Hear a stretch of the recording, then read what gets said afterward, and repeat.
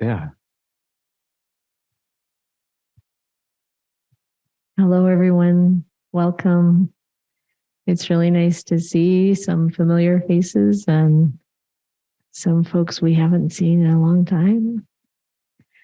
So we're so happy to welcome Ajahn Brahmali here in America, here in California, here at Berkeley Buddhist Monastery. He's been a student of Ajahn Brahms for almost 30 years, a monk in Bodhinyana Monastery in Western Australia. And we really find so much value in his translations and teachings from the suttas of the Pali Canon. Thank you, Ajahn. Okay. Thank you. Okay. So, should I take my mask off? Is that okay? Okay. Thank you. Okay. That's really nice. That's the advantage of being the speaker. Take your mask off. Okay. So, nice to see you. It's a nice and small crowd. Makes it intimate. Yes. Quality over quantity. That's the way I usually look at it. So that's great. So, shall we start with some meditation first of all? Is that nice? Yeah. And then we can kind of go on to a talk and have a bit of discussion or whatever afterwards. Yeah. So let's just relax a little bit and enjoy the peace and quiet of this place.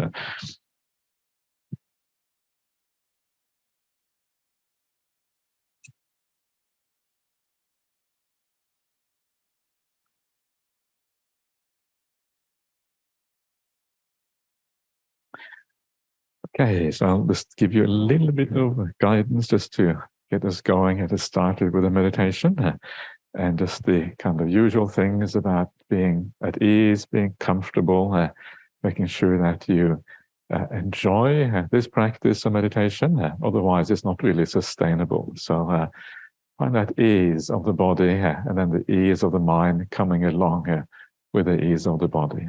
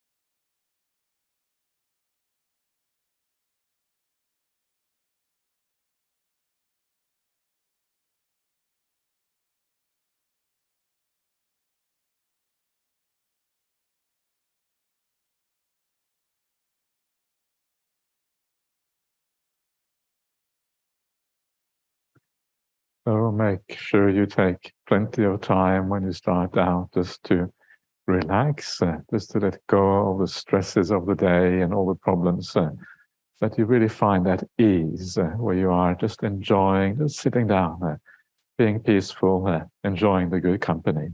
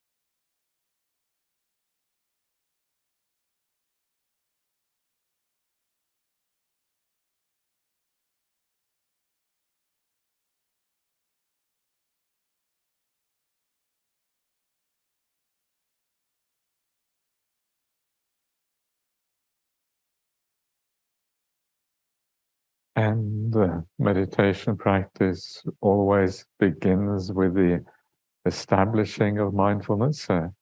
So allow that mindfulness to arise by itself. Allow the world to fade away. And find a degree of delight just in sitting still, just being peaceful. And when you delight in what is here in the present, mindfulness tends to arise by itself.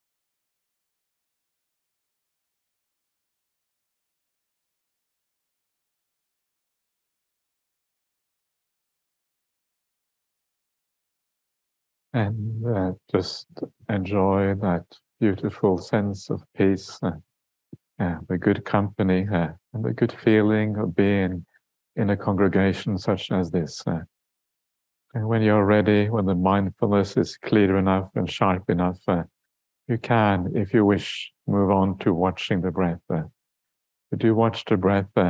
Make sure you make the breath your friend. You have a positive relationship with the breath. That is the only relationship which really works in meditation practice.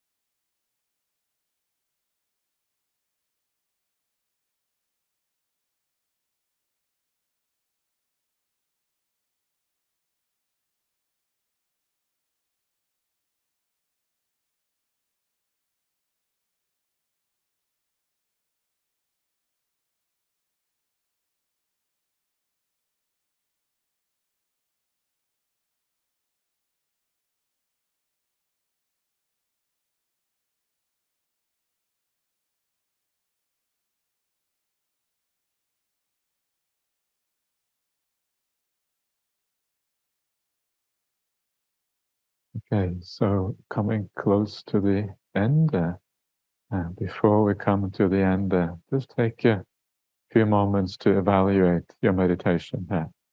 And as always, if you do feel a positive development in mindfulness or peace or whatever it is, ask yourself why that is the case.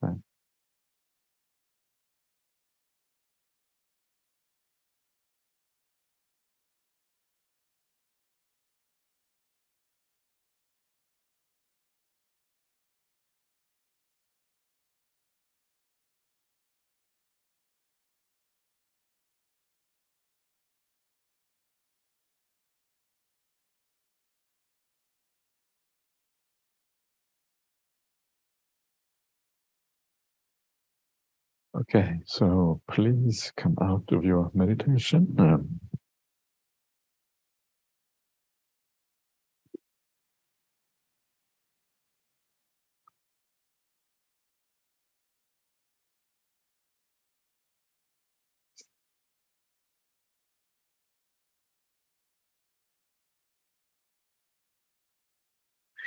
Okay, so welcome once again. So we're going to give it a little bit of a talk, and then we can have a bit of discussion afterwards, as I said.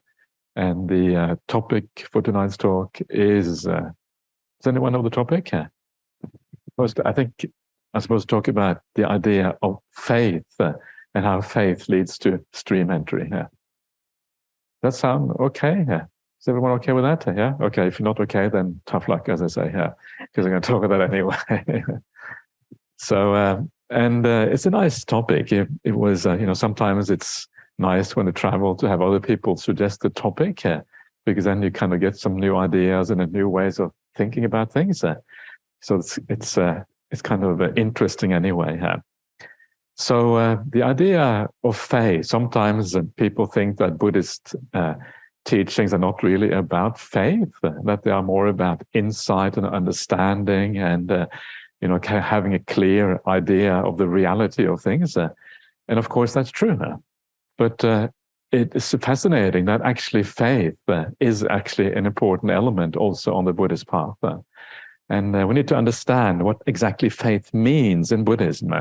And we have to be careful not to conflate it with the way faith is talked about in other religions like Christianity or whatever else, because it has its own little kind of special slant or special kind of bias, or it doesn't exactly work in the same way as in other religions, other teachings. So what do we mean by faith in Buddhism?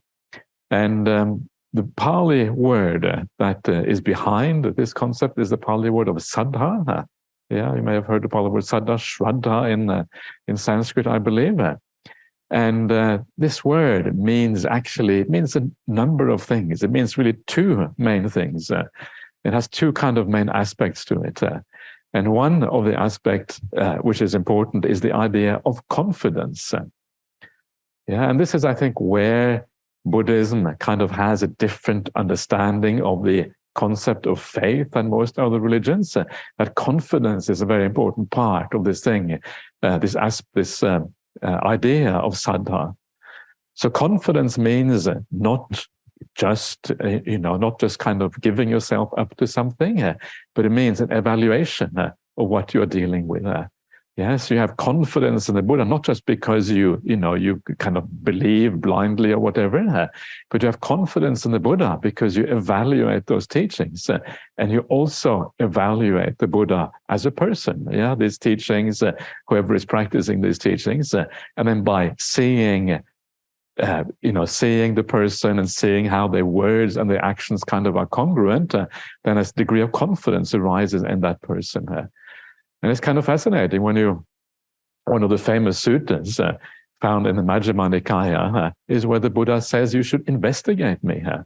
Yeah, you should investigate whether I live up to the standards that I claim, that the Buddha makes certain claims about his insight into reality and his understanding of things and how that affects his conduct and his behavior. So am I living up to that standard?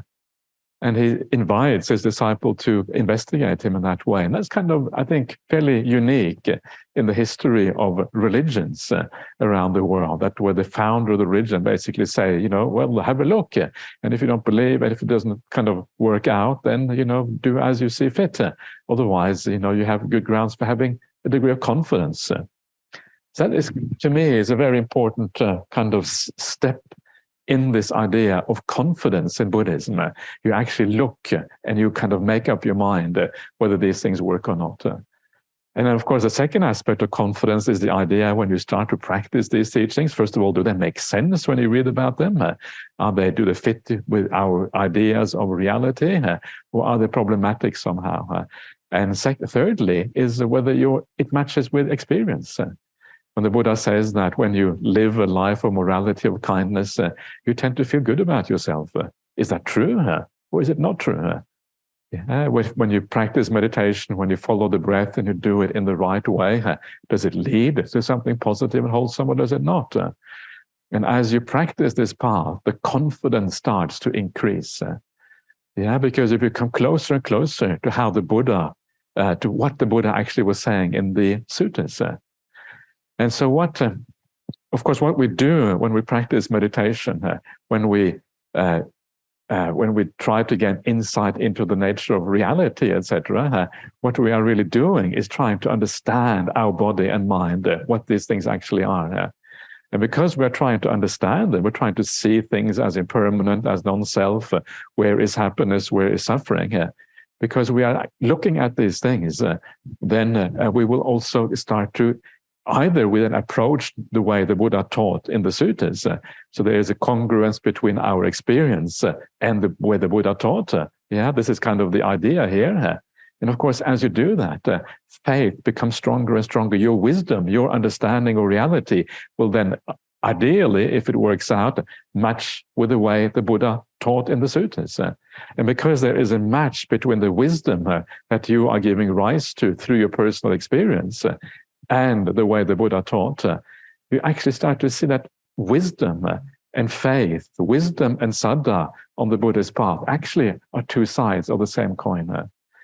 As your wisdom increases, as you investigate your present experience, then your faith and confidence in the Buddha also increases, because these two becomes two aspects of basically the same reality, the same understanding of things. And that is kind of, I think, one of those unique things about Buddhism, is that wisdom and faith ultimately are the same thing. They're not really separated at all. Initially, that faith is going to be kind of slightly weak because we don't really know what we're talking about. As we deepen our practice, as it more and more aligns with the way the Buddha taught, the more wisdom and faith actually start to align with each other, become one thing. And of course, ultimately, according to the Buddhist path, this is why we're talking maybe about stream entry today, finally. The idea of stream entry is the idea of having a full insight into the teachings of the Buddha. And that comes from your personal experience, from the insight into your own mind. And from that, at that point, wisdom and faith align completely. There's no separation anymore between faith and wisdom, panya and saddha. And this is, I think, again, something which is unique in the history of world religions. The idea that wisdom and faith are two sides of the same coin. Confidence becomes complete when you see that your experience is equivalent to how the Buddha described the world and described the way the mind operates. That's kind of fascinating with this. You can see then how the development of that confidence and faith must ultimately lead to the idea of stream entry. So far, so good. But it's also a little bit dry. And when we talk about confidence, we talk often about kind of when it may be an intellectual assent to what is being taught. And then that assent intellectually, even though it is important, and even though it matters, because it certainly helps you to lean in that direction, it is a bit dry. It doesn't have the kind of some of the emotional significance that is important for something to be called faith. When we talk about faith, usually in the English language, very often there's much more than confidence to that. Faith, for example, in Christianity often has a very powerful emotional component to it. And the same is really true also in Buddhism. Faith is the emotional component is a very important aspect of the idea of saddha also in Buddhism. In fact, it is the faith aspect in Buddhism, that emotional component where you feel really inspired by something, that is actually the thing that really ends up driving your meditation practice. This is actually what drives us, not only in meditation, but actually in our full practice of the Buddhist path, because it is inspiration that actually is the kind of the motivating factor that drives us forward and makes us act in whatever way we want to act. Without that inspiration, without that feeling that there's something important here, there is no impetus to make us move on the path. So the aspect of the emotional aspect of faith is also very important in Buddhism. So it's almost as if in Buddhism we bridge two sides, we bridge two things, we bridge the intellectual and the emotional. And when the intellectual and emotional come together in this way, it becomes extraordinarily powerful. Because there is a sense that you have a reasoned kind of faith. You have faith that is based in something which actually is reasonable, something that makes sense to you. That on the other hand, it has the emotional aspect that gives you the impetus to practice on the path. And these two things together then become the thing which drives our practice. So this is why how the idea of faith is understood on the Buddhist path, and how it is very different from how faith is normally understood in most other religions, and why it has a kind of special significance for us. So how is this described in the suttas? How does faith then develop gradually from the starting point, having some idea what the Buddha is talking about, and then gradually ending up in wisdom and insight and all of these kind of things? And one of the places where this is described in the suttas is in what is called the 5 indriyas. The indriyas are often defined as, or translated as faculties in English. And the faculty is almost like a power. It is a kind of ability of the mind to do something. Faculties, like we talk about sensory faculties, for example. So faculty is like something which has an ability to do something in the world, often has a certain power to it. And so these 5 faculties are like 5 powers or 5 abilities that we develop that then become the kind of the drivers, if you like, of the Buddhist path. And these 5 faculties are, the first one is the saddha, the saddindriya, the faculty of faith. And then you have the virindriya. Virya is the faculty of energy. Satindriya, the faculty of mindfulness. Samadindriya, the faculty of samadhi or deep meditation. And then the last one is the panya-indriya, the faculty of wisdom itself. So these are the 5 indriyas. It starts out with the faculty of faith. This is the beginning. Faith is the foundation for how this whole process, starting out when you come across the word of the Buddha, leading all the way up to wisdom. And so how does this work? Well, like so many of these series of mental faculties, when we talk about in Buddhism, there's always a conditioned relationship between all of these factors. So you start off with faith, and then that faith leads to energy. Why does faith lead to energy? This is kind of interesting. How come faith leads to energy? Well, it's kind of, in one way, it is kind of obvious, because if you have faith in something you think is going to work, you're going to do something about it, right? You're going to exert some effort or something because you have faith this is going to work out. If you kind of, this is kind of true in all walks of life. When you have some confidence in something, you will apply yourself towards that purpose because you have confidence. So this is kind of one idea here, the idea of how faith kind of leads to energy, one thing leading to something else. It's true in all walks of life, really. But there's something more to it, because this is not just faith in anything. It's not just faith in like going to a university and you have faith that the professor is going to teach you about medicine or teach you about law or whatever. Maybe they will, and probably they will, and probably do that well. And you probably have good reasons for having some confidence in those professors at university. But here we're talking about something much more profound. what we have faith in here is not just the idea of learning something, but we have faith in something which promises something much more. It promises happiness. It promises us to overcome the suffering of life. It promises essentially to kind of move us towards the very meaning of life itself. And once you start to understand that the promise in Buddhism is far more than just understanding something about the nature of reality, it has something to do with the very meaning of life itself. Finding happiness, finding joy, overcoming suffering, moving towards something that is truly meaningful in existence. Then not only do you want to apply yourself, but it actually gives rise to that inspiration of really wanting to do this. And when you feel inspired, how does that manifest in your mind? Well, it manifests very often as energy.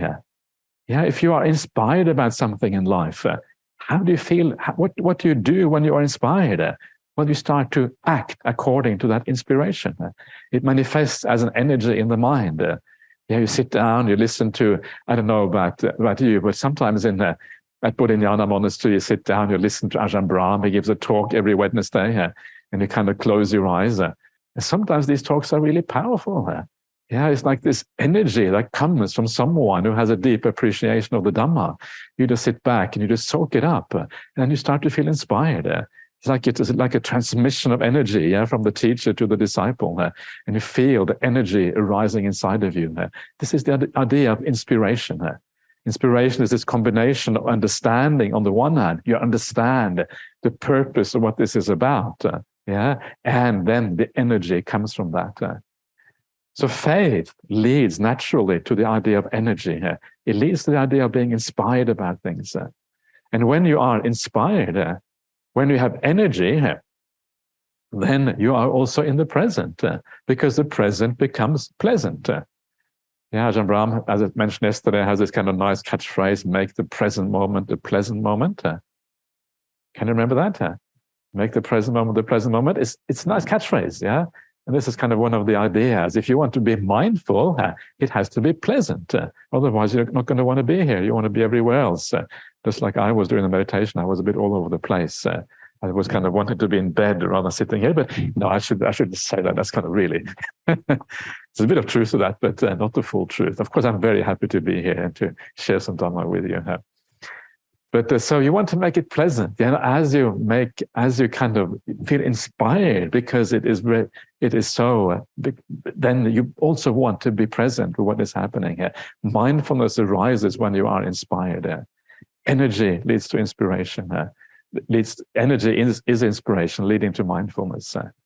And then once you have the mindfulness, and this is why when we do the meditation before and at the very beginning, I always say, try to give rise to mindfulness first of all, by relaxing in the right way, because mindfulness is the foundation for meditation practice. Once you have a degree of mindfulness, that enables you to follow the breath, to stay with whatever you want to stay with. Without mindfulness, you can't really stay with anything here. And one of those, and this is actually quite important, and I think is very often misunderstood on the Buddhist path. For example, it's very common to translate Satipatthana as foundation of mindfulness. Have you heard that translation before? Is it a good translation? No? Okay. Who thinks it's a good translation? We have a kind of show of hands here. Foundation of mindfulness, is it good? I reckon it's not so good, because the idea, if you translate Satipatthana as foundation of mindfulness, it gives the idea that this is the basis from which mindfulness arises. This is the foundation mindfulness comes from this. This is kind of the idea. But actually, that is not how it works. And if you read the Satipatthana Sutta, one of the things it says there at the very beginning, it says that when you do Satipatthana, you are Satima. Satima means that you are endowed with mindfulness. This is a prerequisite for Satipatthana practice, not something that comes from it. You need it first. And it makes sense, right? How can you possibly watch the breath without being mindful? Well, the way you watch the breath, if you're not mindful, is by using willpower. You grasp hold of the breath, you crush it with your mind, and then after a while, the whole meditation process becomes incredibly unpleasant. It becomes unpleasant because if you use a lot of willpower in meditation, you hold the breath, you can't really relax properly. You feel a tension. Have you ever noticed that when you meditate, it doesn't feel pleasant? You can't really relax properly? Most people have had that experience. You start out and you feel that it's too tight. You don't get that distance to the breath. The breath is too close to you. You're holding it somehow. The ideal way of meditating is when there's a sense of distance between you and the breath. You're watching the breath from afar. You have the space in the mind, the clarity. You're just naturally here. The breath is there. You are here. And you're hanging out with a good friend. And it's easy. It's enjoyable. It is relaxing. That is the way to meditate. And it's very important to get this right, because if we're going to be able to sustain the practice of meditation, the only way you're going to be able to sustain it is if you enjoy it. So make the breath your friend. Don't make your breath the enemy. Have you ever made the breath your enemy? And we had there's one that was a bit unsure whether the breath is the enemy or the friend, or somewhere in between.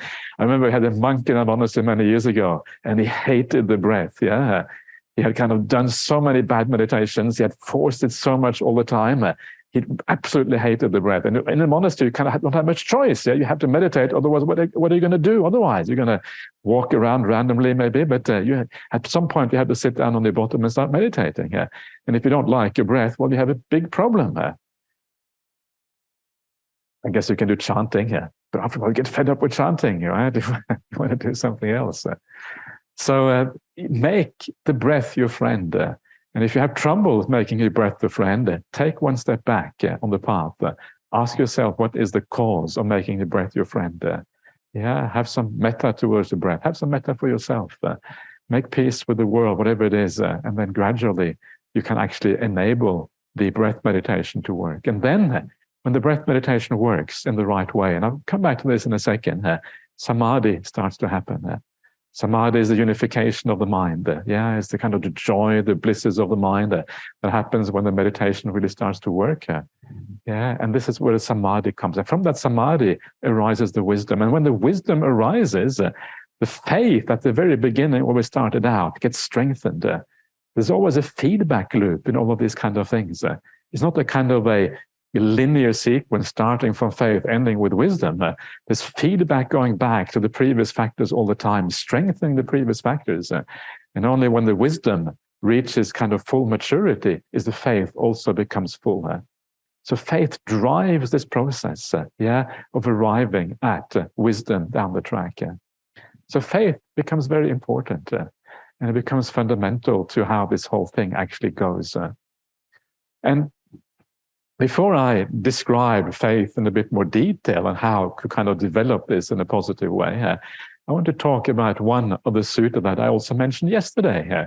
So those of you who are listening to my talks, you will hear about these things all the time, and I make no apologies for repeating myself endlessly. The Buddha repeated himself endlessly, so I'm just trying to be a good disciple, that's all. So something like that anyways. And so one of these great teachings of the Buddha is the teaching of how meditation functions psychologically. What are we supposed to experience in meditation practice?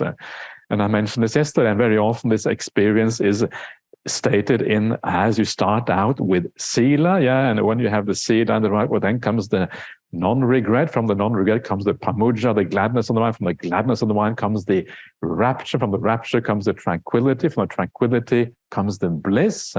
From the bliss comes the samadhi, the stillness of the mind. From the samadhi comes the seeing things in accordance with reality, the yata bhuta jnana dasana. And that really is where the wisdom arises, when we see things in accordance with the reality. So today we're talking about how faith leads to stream entry. So this is exactly the sequence that we are interested in here, because seeing things in accordance with reality, well, that stream entry is part of that, seeing things in accordance with reality. Here we are beginning with virtue, but there is an alternative way of starting the sequence. It doesn't have to begin with virtue, it can also begin with faith. So the same sequence can arise from faith. And this is how we actually move from that faith, from the saddha, all the way to seeing things in accordance with reality. And it's this marvelous sequence. It's kind of one of those magical things. I remember when I came to Berkeley Monastery, and Ajahn Brahm has this way of teaching meditation, which is kind of unique in the world. Yeah, and people get really frustrated by hearing Ajahn Brahm teach meditation because they say, I can't do it, Ajahn, please tell me something else.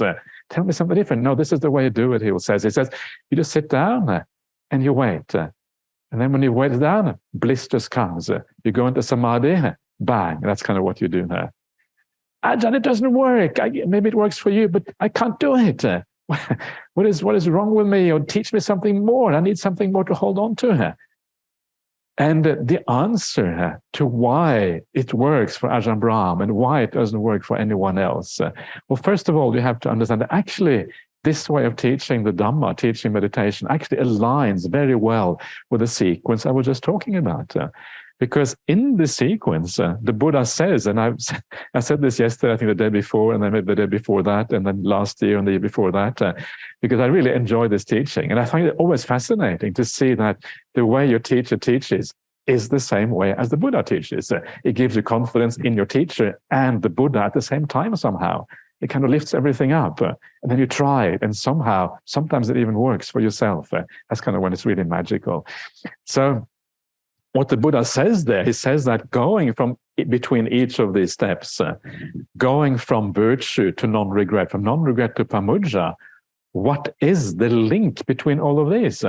And the link, the Buddha says, is that you are not supposed to do anything. Na chetanaya karaniya, not to be done by an act of will. It is dhammata. It is according to nature that one, the subsequent one, arises from the previous factor. So you don't need to do anything here.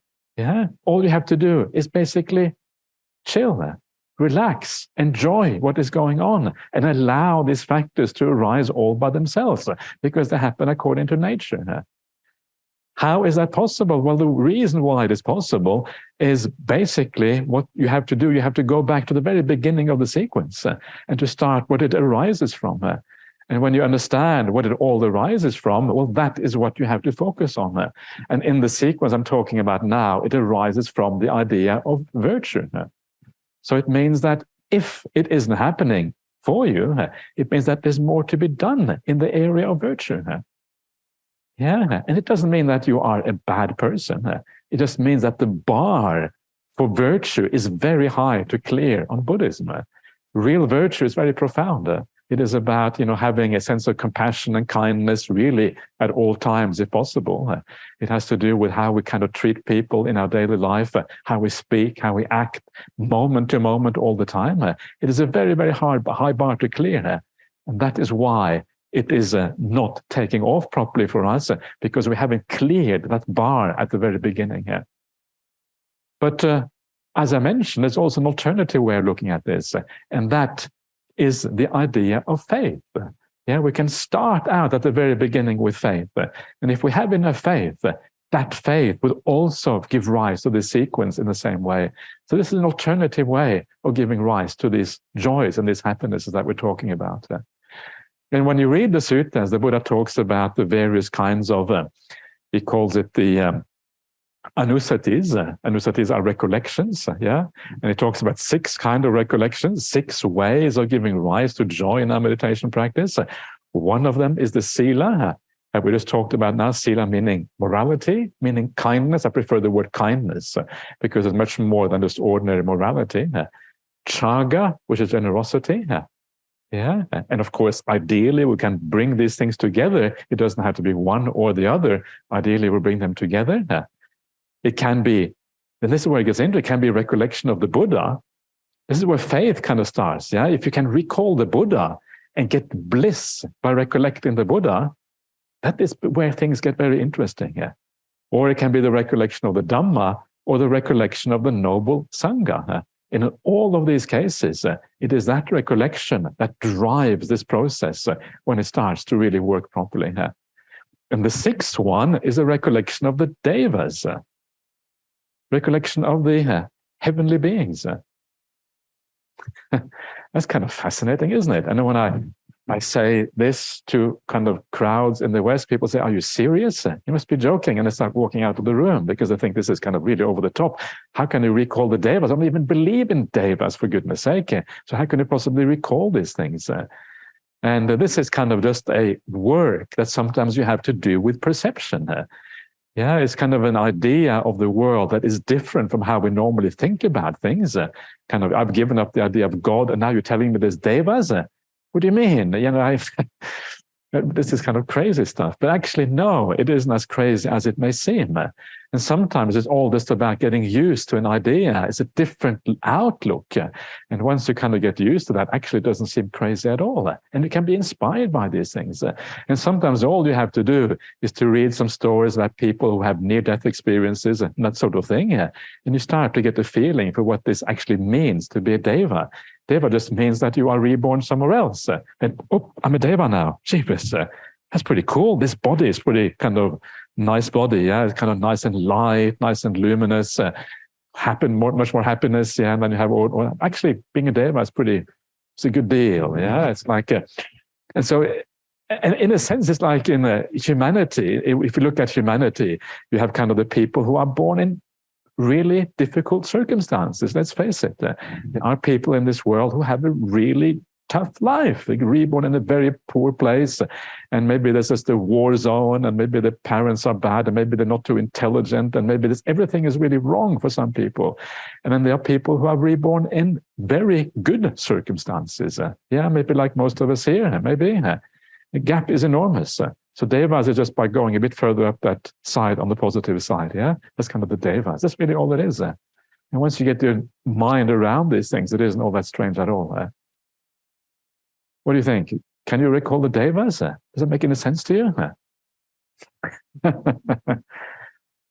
And the idea of the Buddha, and this idea is kind of interesting. The idea of the Buddha says, well, you remember that those actions, the reason why those devas got reborn there is because of certain actions. And now we are doing the same actions that they were doing to get reborn there.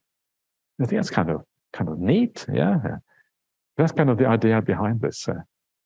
But so these are the 6 recollections. Forget about the Devata recollection if you don't like it. You don't have to do this. The idea is just to give a span of different possibilities. But what I want to come back to is the recollection of the Buddha. Yeah, that to me is a very interesting recollection. Because I think one of the very important things on the Buddhist path is to have a relationship with the Buddha himself. Yeah, this matters enormously. And one of the reasons why it matters to have a relationship with the Buddha is because a lot of the suttas that we have, if you go to the Pali Canon, a lot of the suttas there are autobiographical suttas by the Buddha. The Buddha talks about his own life, what he did before his awakening, how he was able to enter the path, all of these kind of things. And these kind of things really start to make sense if you have a relationship with the Buddha.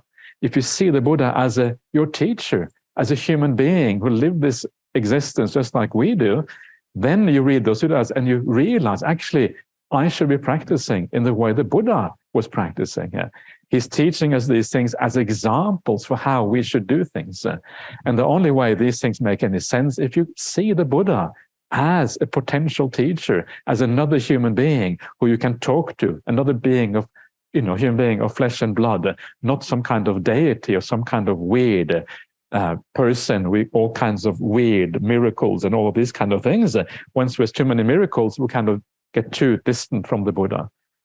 And one of the kind of things that always struck me when I was reading the suttas, there is a place where the Buddha explains how it is that we should recollect the Buddha.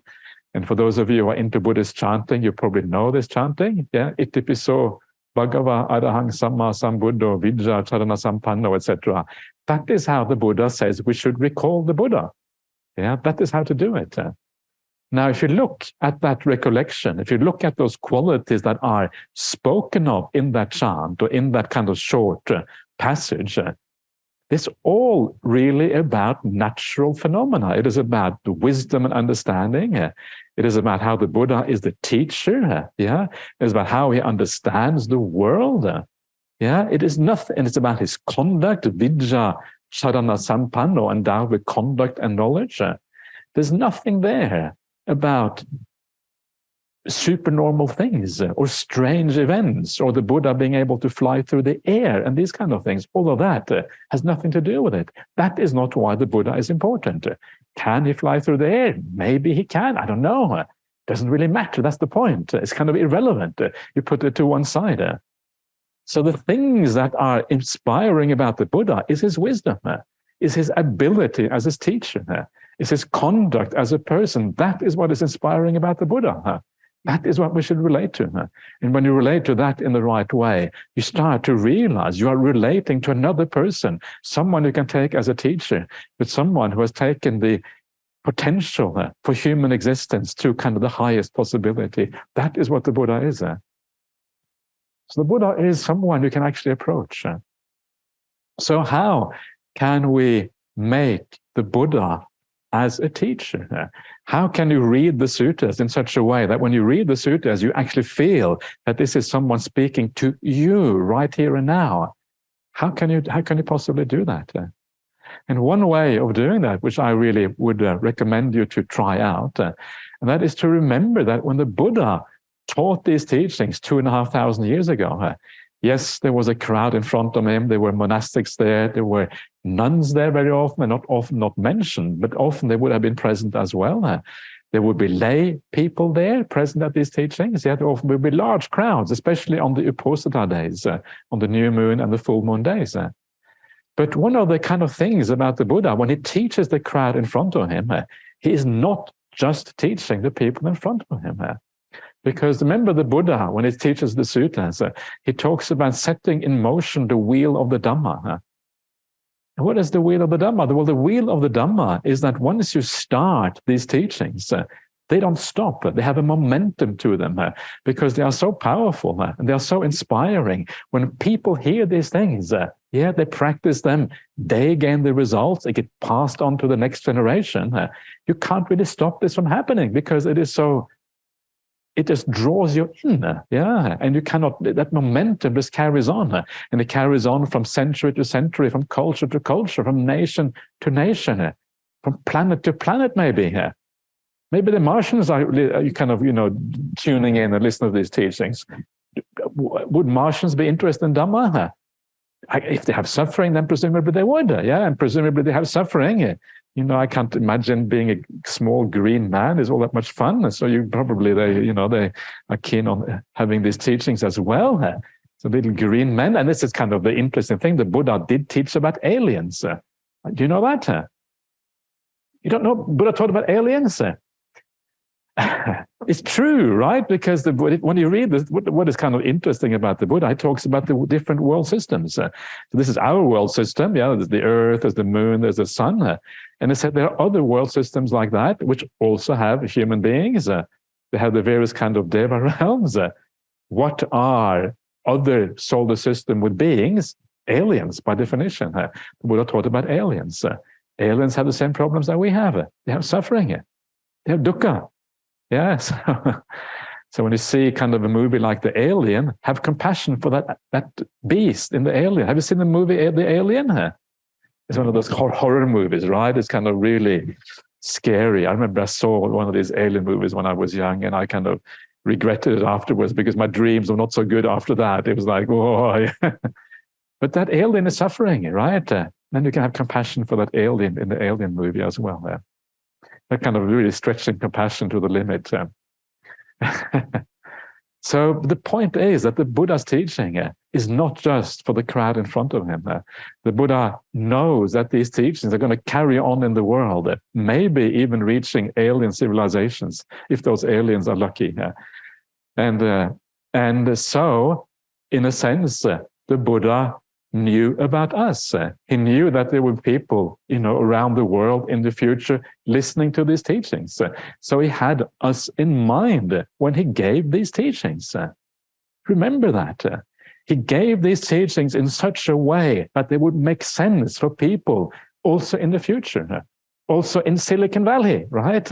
When they do all this kind of crazy stuff. Maybe I shouldn't say that here, I do crazy stuff because I might get kicked out of Silicon Valley, but whatever it is. And so And that kind of makes the suttas open up in an entirely new way.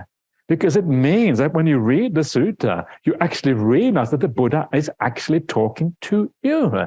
He's not just talking to the people in ancient India. He's not just talking to that culture, to those people. He's talking to the commonality that is the human experience in this world. Because our experience is basically the same.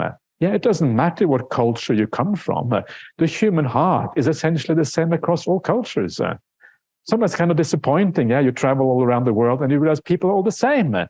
How boring. Yeah, they have the same. Everyone wants to be happy. Everyone wants to have less suffering. Most people have defilements. Some have less defilements. Some have more defilements. Some people are kind. Some are nasty. Everywhere is the same. And in one way, it's great because it means that we can relate to everyone in this world. We are all brothers and sisters on this planet. Why? Because our experience is essentially the same. The Buddha can talk to every one of us. So when you read the suttas, remember that. The Buddha is talking to you. And suddenly the message on that page that you read in that sutta, it starts to really stand out to you in a very different way from what it did before. The Buddha is talking to me. Whoa. You start shaking a little bit, yeah? Because the Buddha, imagine being in the presence of the Buddha. It's a bit scary, right? The Buddha is very powerful. So if you shake a little bit, it's a good sign. If you don't shake, you don't understand what's at stake. So please shake. Oh, this is good. It's a good thing, yeah? So please get into that state where you feel the Buddha is talking to you, yeah? Because that is really what this is about. He is talking to us. And then you take the word of the Buddha in an entirely new way. When you read the suttas, every word starts to matter. Everything, you start to think carefully. What does he mean? The Buddha says there is rebirth. But I don't believe in rebirth. How am I going to square the fact that I don't believe in rebirth with the fact that the Buddha says there is? I've got to take it seriously. I can't reject it anymore. I've got at least to think about it. Maybe it does make sense. And this is the weakness of the secular Buddhism. They don't really have that faith in the Buddha.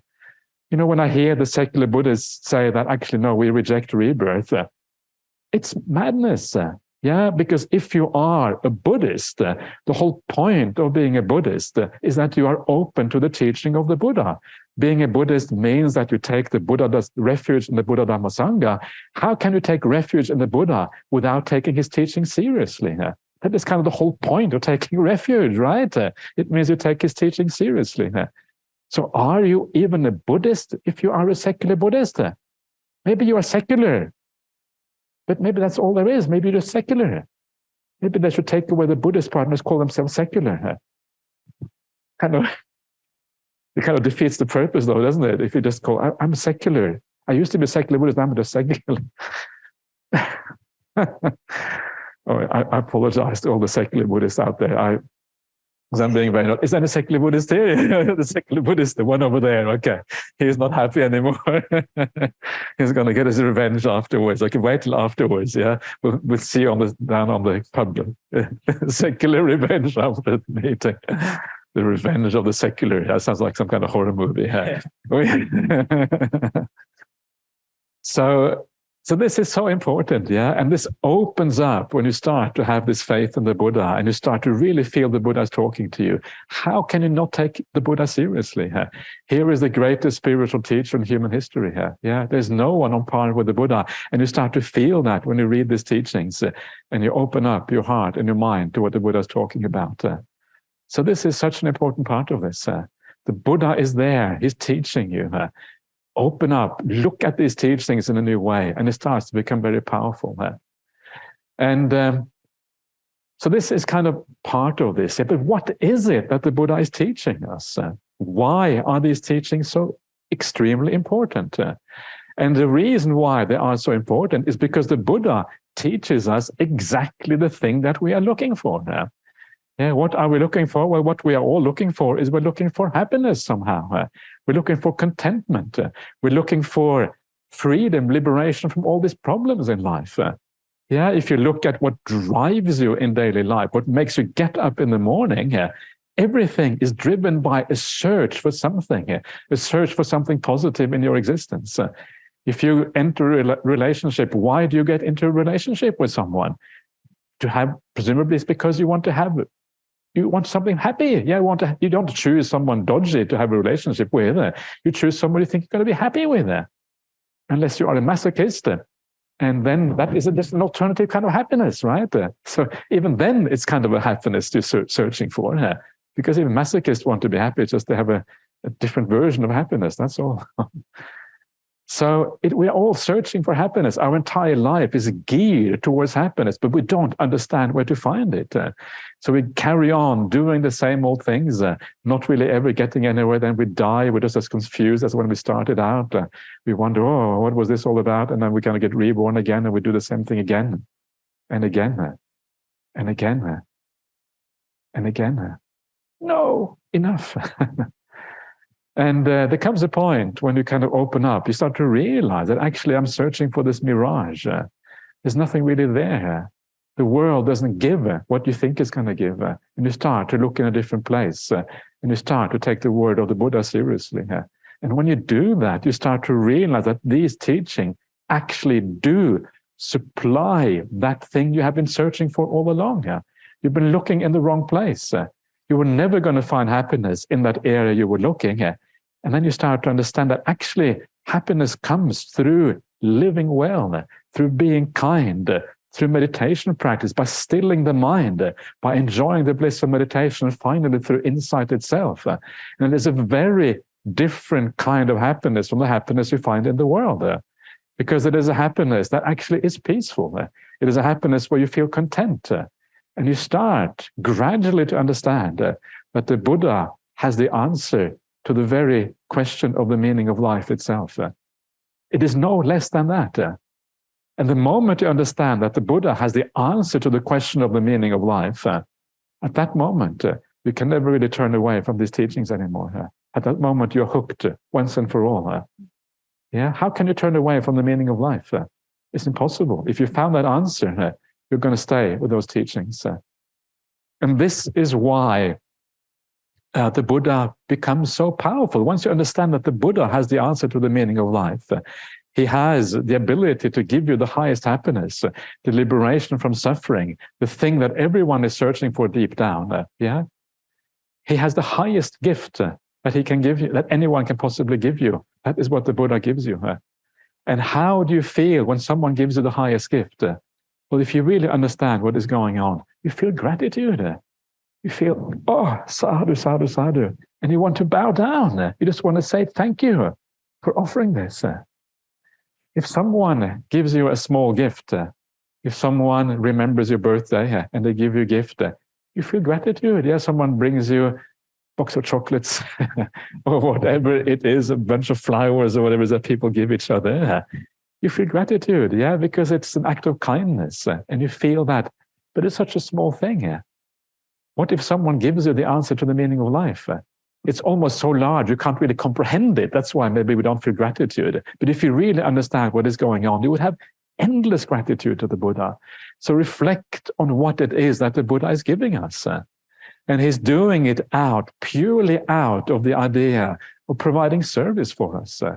The Buddha says after his awakening, he says that actually, I'd rather just kind of relax, sitting in a cave, meditate all day, because that's the way I can find the most happiness, rather than having to kind of teach all these people who probably won't understand anyway. It's just so profound.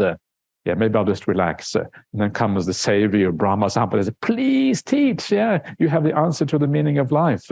Okay, I'll teach a little bit to see what happens. So he teaches, and lo and behold, people understand. But the Buddha doesn't have any vested interest in his teachings. He doesn't do it because people, are going to kind of worship him or bow down to him, or he's going to get, chocolates for, or whatever it is. He doesn't teach for that reason. He teaches purely out of compassion. So it's very pure. It's a pure kind of teaching. And this is another thing which is so powerful about the Buddha. He teaches only out of compassion for no other reason. There's no vested interest there. Almost every teacher in the world teaches for some ulterior motive, because they need to make a living, or because maybe their ego gets flattered, or I don't know what it is.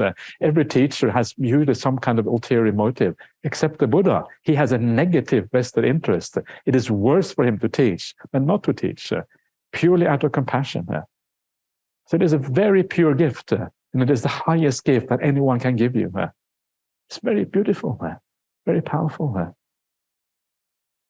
So how can we make this even more real? And one of the things that I often like to do, I like to imagine myself meeting the Buddha. Yeah, and that's what would it be like to meet the Buddha? What would it feel like? And you think of this person who lived in India 2,500 years ago. Maybe he's on a visit to Silicon Valley. Yeah, maybe he's down in the redwood forest close to the Karuna Buddhist Vihara. Maybe the Buddha's sitting kind of behind one of these big redwood trees, or something like that. And imagine that the Buddha is there, wherever it might be, that you have heard that the Buddha is around here somewhere. And so you walk into the forest looking for the Buddha. Where is he? Which one is the Buddha? Where is the Buddha? And then suddenly you see this person sitting at the root of a tree. What does this person look like? Actually, it's a bit disappointing. Yeah, it looks like a monk. Shaven head, wearing some robes. But then you remember, actually, this monk has this incredible reputation. And you start feeling a bit nervous. You're approaching the Buddha. Yeah, the greatest spiritual genius in history. You start to kind of shake a little bit. Oh, this is the Buddha. Am I worthy of seeing the Buddha? My mind, he can read my mind. Oh, no. Am I ready to have my mind read? Are you ready to have your mind read? How would you feel if you met someone who's coming to read your mind, right? I see this happening all the time, because when you meet some of these monks, sometimes it feels like they can read your mind. And it feels like kind of scary when someone can read your mind. And when you know someone who can read your mind, normally your mind, you don't think so many bad thoughts, but when you're in the presence of such a person, all the bad thoughts come out, because you are in the presence. Have you noticed that? It's like, say, don't think of the elephant, and straight away you think of the elephant. Don't think any bad thoughts, and they all come rushing in to your mind. You can't block it out. This is how it works. And so you kind of feel really nervous coming into the presence of the Buddha. The Buddha is there at the root of a tree. But actually, as you approach the Buddha, you start to feel the juju. I've learned this term recently coming here. You feel the vibe. You feel the experience. It's this kind of feeling of being in the presence of something very powerful. And it is something about a Buddha. It's like he emanates a sense of peace. And when you are in the presence of certain people, they have that ability to emanate kindness and peace. And when you get into their presence, it's like you relax. Because you know there's nothing to fear in the presence of this person. So as you are approaching the Buddha, all your fears start to slowly subside. And then you walk up to the Buddha, and you kind of stand there. You're a bit apprehensive. You don't know what to do. You're not a Buddhist yet because you're just meeting the Buddha. You don't know whether you should bow or whether you should what you should do. Like, when people with a Western background come to a monastery first time, they're kind of really scared. I was scared first time I came to the monastery. I didn't know what to do. I saw all these monks. I was kind of, what do I do now? And so the Buddha says, sit down. The Buddha is just so gentle. Take a seat. He knows that you are scared. He knows that you are out of your depth. Take a seat. And the Buddha says, why are you here? And you say, oh, I had an argument with my partner. You are faced with the greatest spiritual master of the universe, and you ask about your argument with your partner. But of course, the Buddha is fine with that. The Buddha understands human nature. These are the things that matter to us. So he says, sure, no, of course. I'll give you a teaching about how to deal with your partner. Partners are like this. Sometimes there's going to be difficulties. Have compassion. Be kind. And you think, makes sense. Okay. Sadhu, thank you. Thank you so much. It's such a simple teaching. You go to the Buddha, he's not going to teach you about dependent origination. He's going to give you a simple teaching.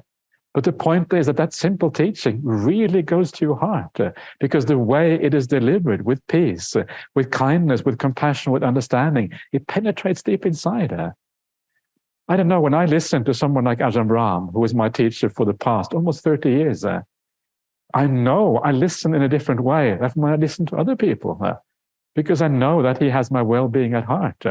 I know that when he teaches, it's coming from something very deep and beautiful inside. And you can feel that in the presence of that person. In the same way, when you are in the presence of the Buddha, it's like Ajahn Brahm multiplied by a lot. Yeah. And you can feel the kindness coming from this person. And you really start to relax. And this meeting with the Buddha leaves this impact in your mind, this imprint in your mind. This is a meeting you will never forget for the rest of your life, because of the powerful presence of this person. This is what it's like to meet the Buddha. It's a simple meeting. There's nothing fancy here. There's just the feeling of being in the presence of something truly profound, but yet human at the same time. And you start to realize the potential of being a human being, what actually is possible through this meeting of the Buddha. This is what I think it is like to meet the Buddha. You make up your own idea of meeting the Buddha, what it feels like. But something like this, I think, is what it is about. And then, as you do that, as you have an idea of what the Buddha is, maybe it's difficult to imagine the Buddha as a person. Put someone in the Buddha's place, someone you can relate to. Whoever it might be that you have a lot of faith and confidence in this world. Put that person in the Buddha's place. Multiply it by whatever factor you think is appropriate. And then get a feeling for what it is like, and make it real. This is a real human being who is extraordinarily inspiring. This is our teacher. This is our ultimate teacher. This is who we should really bow down to and pay respects to. And if you start thinking in this way, and you start understanding what the Buddha really is about, that he is the greatest teacher, living spiritual master, spiritual genius, whatever you want to call him. And when you bow down to the Buddha, you start to feel something. What you start to feel is a sense of gratitude, of joy, of gladness, of inspiration. And sometimes you just start to cry because it is so powerful. And if you can cry with inspiration, congratulations, because most people can't do that. It means that you're on the right track. Crying is good in these kind of things. It means that you are emotionally engaged with Buddhism, with the Dhamma. It's a wonderful thing to be able to do that. If you have to travel to India, and maybe see some of the holy sites over there, some people have this experience. The tears literally flow out of their eyes because of the power of being in these places. It's a beautiful experience.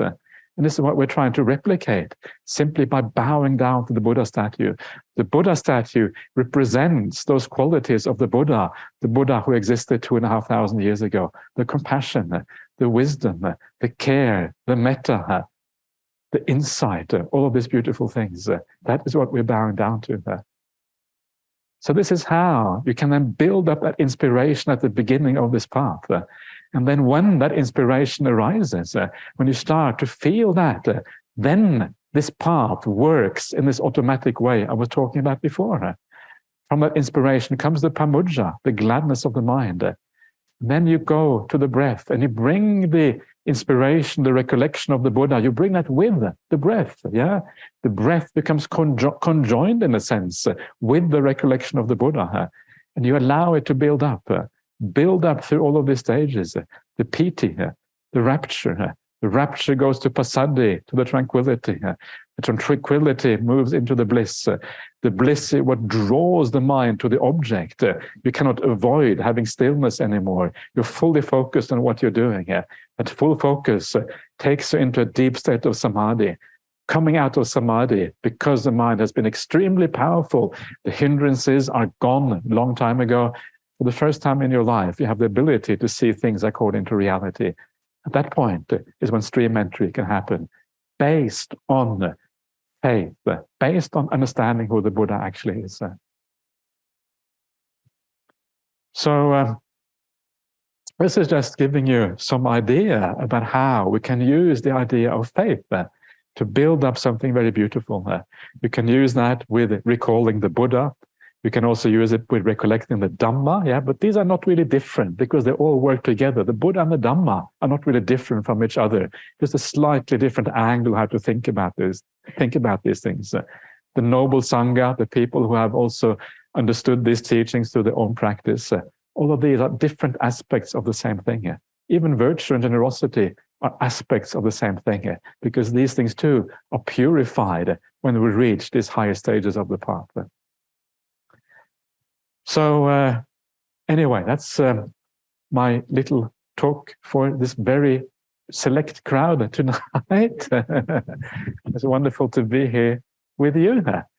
And I'm very happy to take some questions and have a bit of discussion with you. If you want to bring up anything that I've talked about, or anything else for that matter, if you want to, please feel free to do so now.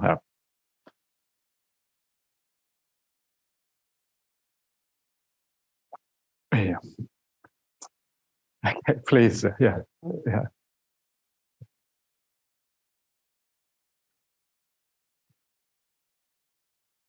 So why do you teach? Why I teach? Yeah, why do you teach? Yeah. Okay. Okay. Good. Yeah. Well, there's many. Yeah. Please keep it over there. Yeah. So there's many good reasons for teaching, and one reason for teaching is simply that you learn a lot from teaching yourself. That I think is one of the main reasons why I teach, actually, because I feel inspired by teaching, and I actually makes me have to think about the teaching of the Buddha more carefully when I teach others. Sometimes I say things, I kind of move into territory. Well, am I telling the truth here? Am I saying something dodgy? And at that moment, you're learning something about your own understanding of these teachings. So you learn enormously. It's one of the greatest privileges on the Buddhist path is to be able to teach others because you learn so much yourself. And so this is, I think, one of the main reasons why I enjoy it, why I get inspired and why I enjoy teaching. And of course, it's also nice when other people gain some benefit from it as well. It's nice to feel other people being inspired. That's another reason for doing it. So it is, I think, beneficial all around. Yeah.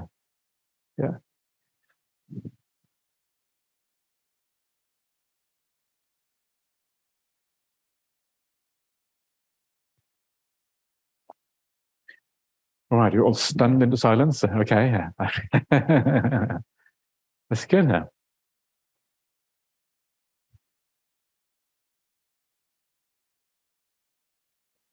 Yeah. Well, Ajahn, when you said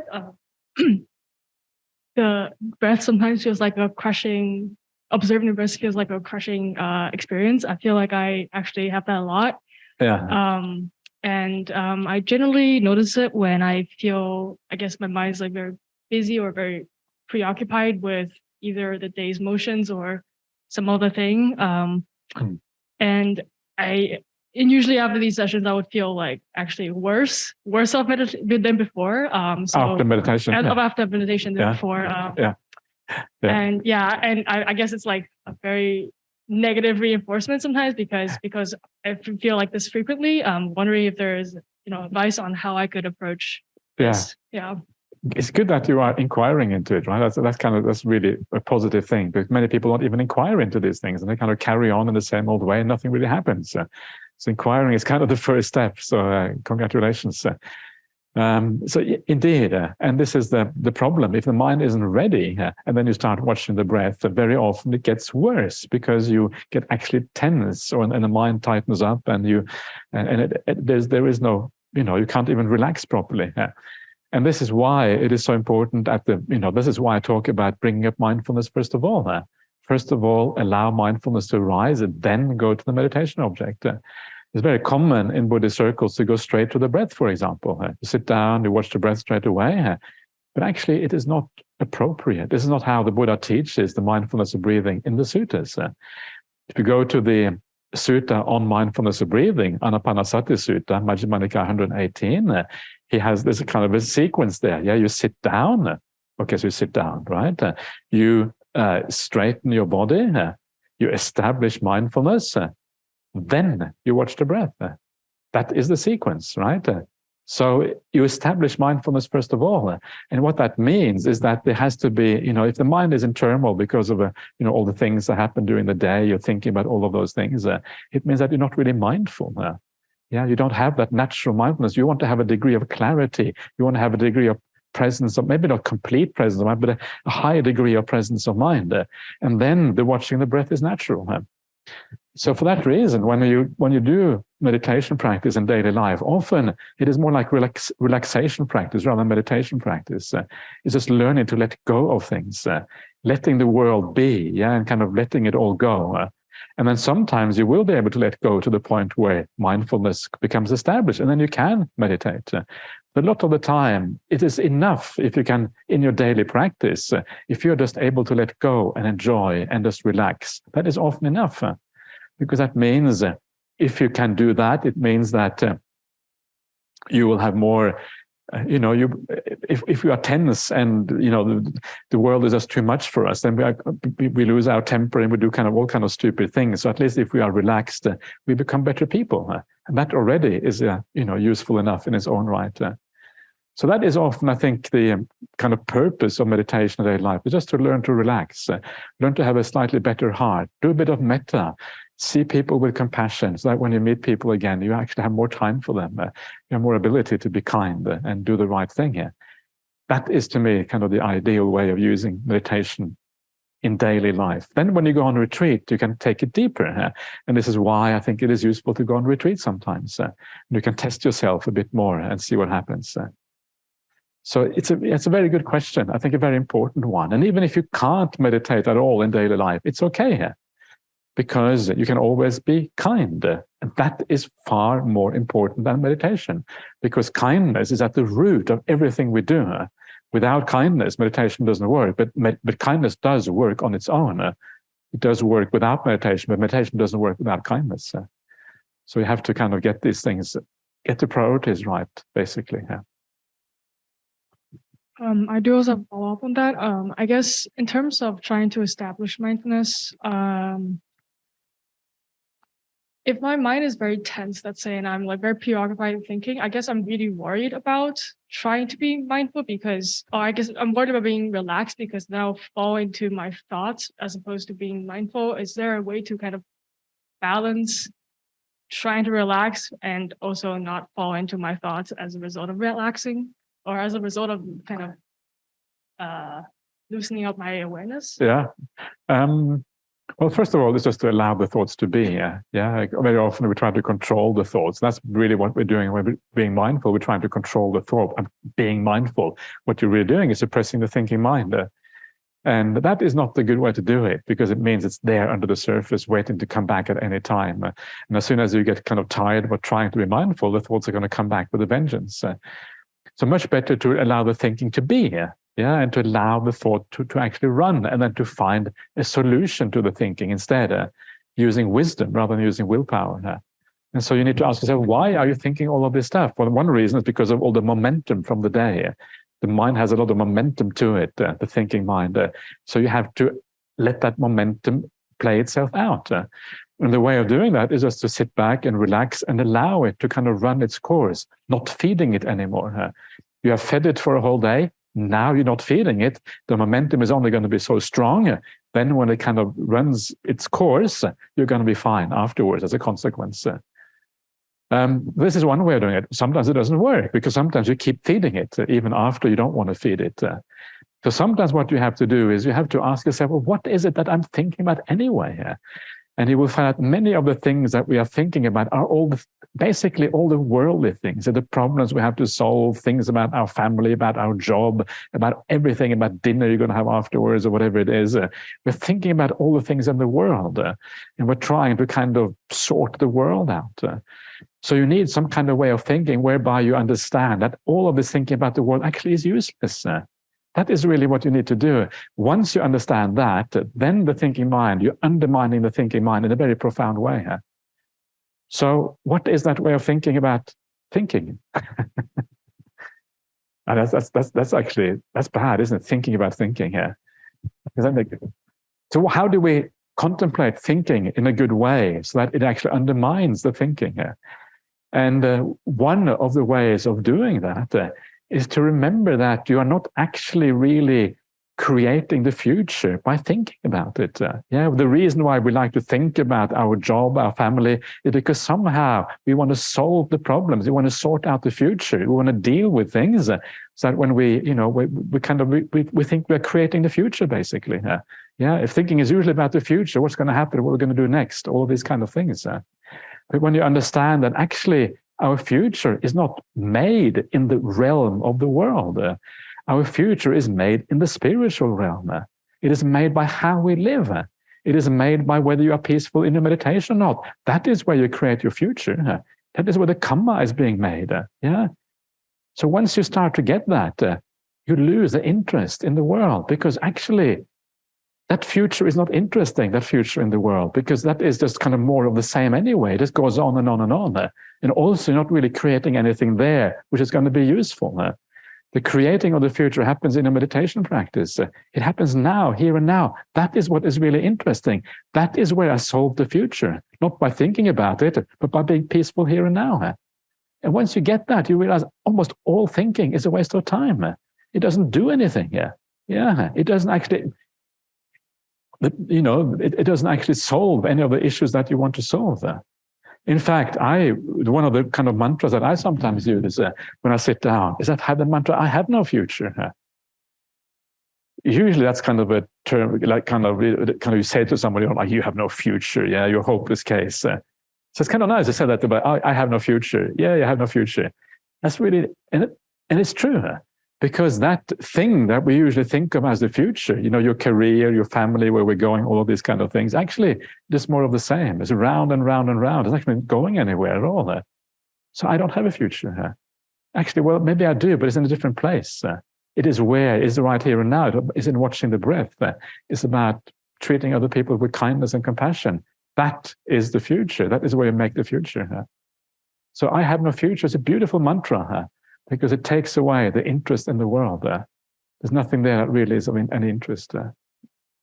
So this is the other way. But the third way, or maybe the most important way of all overcoming a thinking mind, is that you have to enjoy the meditation.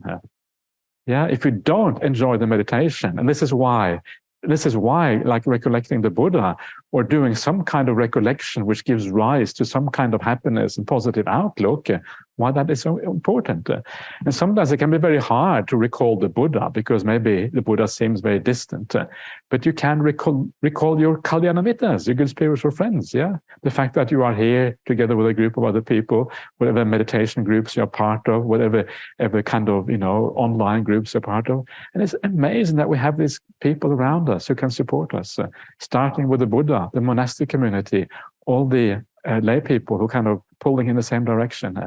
And sometimes that can be very inspiring to see that happening in the world. And when you feel that inspiration again, you feel a sense of uplift because you are leaning the mind in the right direction. Again, you have an alternative happiness. The thinking mind is going to die down. All of these things work in the same way. When you come home after a long day's work, don't meditate straight away. First of all, sit down in your favorite armchair, lie down on your bed for a while, have a nice cup of tea, listening to some soothing music, walk around a little bit to allow your mind to calm down. Wait, give yourself time. Sometimes if the mind is too crazy and too wild and doing too many things, you can't just stop it like that. It's a gradual thing coming down. Like you're coming off a drug, stage by stage. The drug of thinking here. And then eventually you get there. So then come on retreat. Come to Perth. Come for a 9-day retreat, with Ajahn Brahmali. I'm going to tell some nice jokes. And when you laugh, you laugh and you can't stop laughing because sometimes Ajahn Brahmali is really comical. And then when you laugh, you're really relaxing here and you're really enjoying it. And suddenly meditation, bang, just happens. And you wonder, why? What's going on there? And then you're having the best time of your life. So anyway, something like that. Just a follow-up question to one of the things you're saying there around just disinterest in the worldly things and thinking about those. And I feel like I've had that a lot. I mean, I don't care so much about the world, but you talk about coming to Perth or going towards what inspires you and Kalyanamitta. And, we live in a world, our bodies die when we don't eat. We have a place to do it. I can't go to the airline and say, please take me to Perth. I need to see Ajahn Brahm. They'd like me to buy a ticket. And, so I'm just sort of curious about this balance of, like, I don't care about the worldly things, but they do support me going towards what inspires me on the path. And I feel that tension at this stage of my life quite strongly. It's, it's varied in different stages, but like where I didn't think about the future in a certain way, but then I see my conditions falling away that were supportive of going towards these things that inspire me and having the time and the space to be with the people or be in the places that remind me of the Dhamma, etc. I mean, this is the thing. We have very often we have to deal with the world, right? Just as you're saying, there is a degree to which we have to deal with the world, and if we do it skillfully, it can be supportive of our practice. And this is kind of the critical thing. The critical thing is not so much, and in a sense, there isn't that hard and fast distinction really between monastic life and lay life either. Because really, if you live the lay life to its fullest, then you are approaching the similar kind of ideas that we're trying to, live up to, basically. So the idea is, the change really is that instead of trying to make a future in lay life, I'm going to have this kind of career, this kind of family, this kind of relationships or whatever, that becomes irrelevant. But how you live your life does not become irrelevant, because the how is a spiritual path. So you start stopping caring so much about your career, but what you care about instead is how you do your work. Okay, I have to have a job. How do I do my job? Do I do it out of compassion for other people? Do I think about the customer? Okay, maybe the customer will be happy if I do things well, right? I don't know what you do for a job, but whatever it is that you do, right? What about my fellow employees in this company I'm working for? Yeah, maybe I can make them happy as well. And your attitude changes to, you don't think so much about the normal kind of worldly results that we normally look for, but you look for very different kind of results. It is the how you live that life. And so you permeate your entire existence, becomes an existence of how to treat people well, how to be kind, how to be caring, how to be giving, how to be generous. Everything in your speech. How can I give the gift of good speech to people around me? And in this way, worldly life becomes spiritual life. There's no distinction anymore between the two. This is kind of how you do that. And then whether you have a promotion or not at work, that doesn't really matter to you. If you get it, okay. If you don't, it's fine. If you have a successful, even your relationships, which are maybe the most important things for people in this world, that too becomes part of the spiritual path in a sense. So everything becomes that. And then it becomes meaningful. And then you are approaching what we're trying to do in monastic life, because the same kind of thing. We're trying to make everything we do kind of part of this practice that we're doing. And so in that sense, it becomes similar. It's still not the same because, the good thing about monastic life is that you're closer to the Dhamma all the time. I mean, that's kind of the advantage of it. But it becomes more going that direction. Want to follow up? I mean, I understand it. I think that I feel the ideal of that. And then I feel that it feels like the distance, it's hard to maintain that energy and that strength of the Dhamma in some of these worldly situations. And so there's just that part where, just balancing that question of like how, there's a lot of, one of the things is in the worldly world, there's a lot of worldly expectations and energy towards that. And I find it hard to overcome the ideas and expectations of those around me to respond and to care about the things that they care about while I'm of course, while they're like, no, you should care about this. I'm like, well, I don't care about that. Why do we care about that? And it can create tension in a practical sense, shall we say. Sure. No, that's true. There's always going to be challenges in that life, and we kind of shouldn't underestimate them. And so you have to approximate as closely as you possibly can to the path. But the worst problem is not that. The worst problem, I think, is often the problem of really committing and persevering in the practice, and actually being able to do the right thing all the time. That is really the hardest part. Yes, there are challenges, as you say, because you are pushed in different directions by people around you. But actually, even more difficult is being consistent in the practice all the time, persevering, committing fully to that practice. That is the hardest part. And the only way you're going to be able to do that is by keeping on coming back to this teaching, by inspiring yourself, by understanding what it really is about. And there comes a point when you really start to understand what this is about. And when you fully understand what it is about, it is kind of lodged at the back of your mind. It becomes lodged with your mindfulness. Remember, mindfulness is not just awareness. Mindfulness is also remembering what you're supposed to do, right? And when it becomes really clear to you how important this is, it is like every moment you're kind of watching yourself. Am I doing the right thing? Am I thinking the right thought? You don't lose that mindfulness anymore because you know that this is what life is about. Everything else is kind of a side issue. So this is, you want to brainwash yourself to the point where that becomes lodged in your mind, right? Brainwashing is good, right?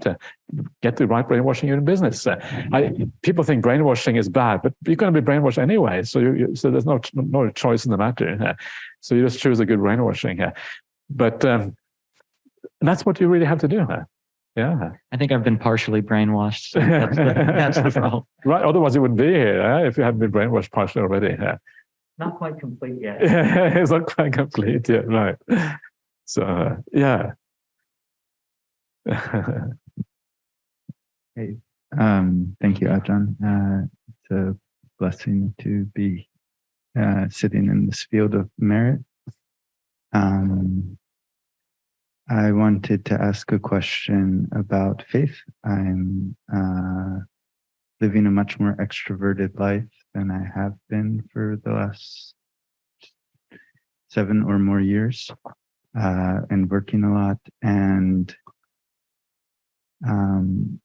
you were saying that faith is not necessarily, it's like faith and wisdom have this kind of point of merger. And in my job, I meet a lot of people. I try and help a lot of people. I have a lot of thoughts. I enter a lot of different people's kind of worldviews, and kind of journey with them. And I notice a lot of like worldview residue accumulating about like, this is how things work. This is what's important. A little bit following up on Jesse's question. And I'm wondering about if you have anything to say about how kind of faith as an indriya relates to view, and how I might kind of continue to cultivate faith even as I participate in being slightly entangled in this view, that view, kind of like different sheaths of perceiving the world. Yeah. So how does faith relate to view? Well, it takes a bit of right view to have faith in the first place, right? So the fact that one has some degree of faith means that you have some kind of right view. Because otherwise, without that right view, you wouldn't have any faith in the Buddha or the Dhamma or the Sangha or anything positive in the world. So right view leads to faith. Faith then leads down the track to more right view. They kind of build on each other. When you say that wisdom and faith are two sides of the same coin, the same thing as a right view, because right view is just another aspect of wisdom, really. All of these things go together. They're all part and parcel of the same thing. So again, the idea is just that, all these worldly views, the things that people think are important or whatever, the reason why you get drawn in is because you haven't got that strength in the Dhamma yet. The strength isn't strong enough to withstand the impact of everything around you. And it's really hard. Everyone is kind of walking in one direction. You try to walk in the opposite direction. It's very difficult. It takes a lot of strength to do that. Can I ask a more specific question? Please. I work as a chaplain in a hospital. So okay. I'm like working with people who are dying a lot or like very seriously ill. And I have to enter their meaning-making paradigm in order to support them. and it feels kind of tenuous in terms of how do I maintain my practice, enter their paradigm, but not not accrue the residue of the view. And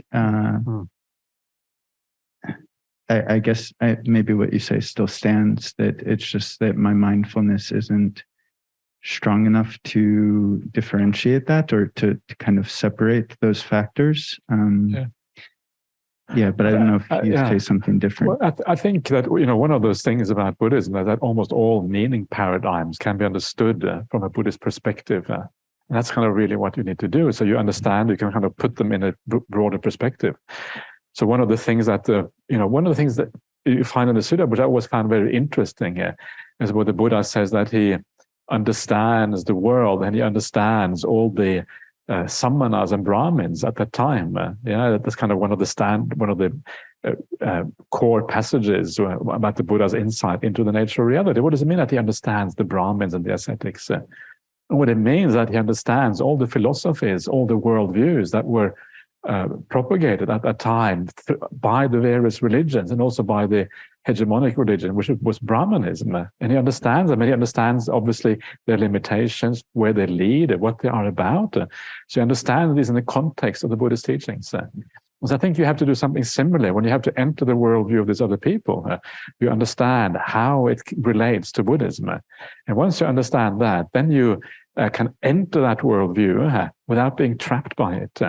Because you see the broader context. And that also allows you to because you understand the broader context, you can see the Buddhist aspect of what they are talking about, right? And that can help you to lead them in the right direction, maybe in a better way. Because you see it from a Buddhist perspective. Okay, what are the things in their worldview that matches with Buddhism? What goes against Buddhism? Where does this worldview lead? And then you can kind of maybe help them a little bit, because you kind of integrate these things in a certain way. I'm not sure if I'm making any sense, but something like that. Yeah, in my better moments, that's what I do. You do? Okay, good. Yeah, great. Yeah. So, it is 9:30. Can we go on longer? Is that all right? Or yeah, okay. Yeah. So please, just check it.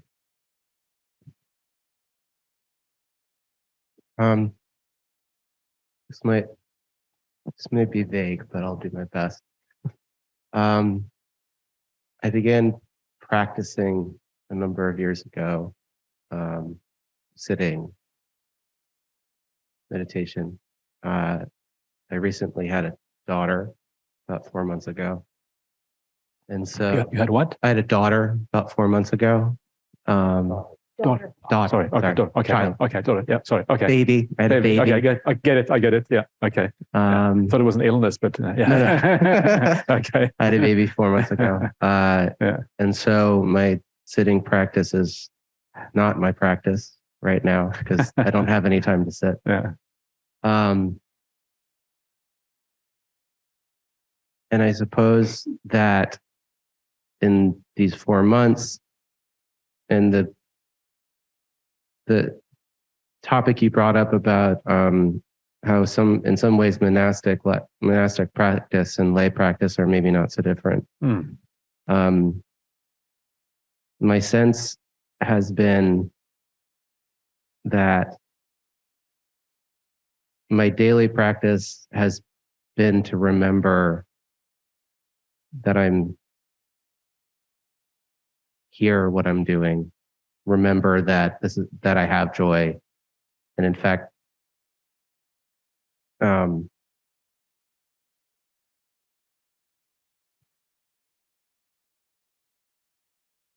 losing the thread a little bit. I have dad brain, but I suppose my question is, in your practice, in your experience, do you have a sense that there's actually been a clear set of steps for you to follow the path? Or has it been kind of each day you've had to find it in the the forest of like whatever space you're in. Yeah. Yeah. I don't know if that makes sense. Yeah, it sort of makes sense. Yeah, sure. I would say both. There's both a clear set of steps, and you have to find your way at the same time. I think it's a bit of both. I think the steps that you have to follow are kind of obvious. Yeah, you know about you know that you have to live with kindness. You know how to live well. But exactly how you do that in each and every moment, you have to kind of sometimes find a way through the jungle of your own mind. Yeah, to kind of deal with that. Sometimes it's hard to be kind. Sometimes you don't really want to be kind. Sometimes you want to be the opposite of kind. And so to enable yourself to then move from that mind, which is rebellious and doesn't want to do it, to actually one that actually does live well, that is what kind of so much of the practice is about. And if you have a daughter now, lots of opportunities for practice, right? I mean, and this is what you want to make that an opportunity for living well. Yeah, bring your daughter up in a good way so that she gets the best opportunities to have a good life and all these kind of things. And this is what I mean by you have to take the challenges that life gives you and use them as the kind of the food for the practice, and then you're living it in the right way. And so you have lots of opportunities there if you do these things in the right way.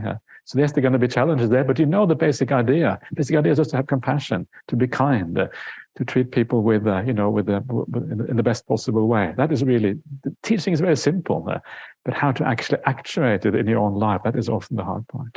Yeah. All right, everyone. Nice to meet you all. Nice to see you, have you all here. So, all right. So, I guess, shall we pay respect to the Buddha Dhamma Sangha together? It's a nice thing to do. Let's do that, shall we?